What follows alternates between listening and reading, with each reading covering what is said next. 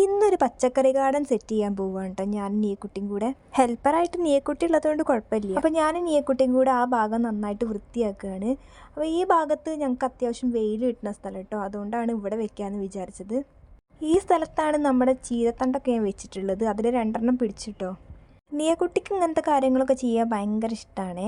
ഇത് നമ്മുടെ കോവയ്ക്കേൻ്റെ പന്തലാണ്. കോവയ്ക്ക കായ്ച്ചു വരുന്നത്. അടുക്കളേൻ്റെ മേലെ ഭാഗത്ത് കുറച്ച് സ്ഥലമുണ്ട്. അവിടെ ചാക്കിൽ കുറച്ച് മണ്ണ് നിറച്ചിട്ടുണ്ടായിരുന്നു. അമ്മ മഞ്ഞൾ നട്ടിട്ടുണ്ടായിരുന്നു.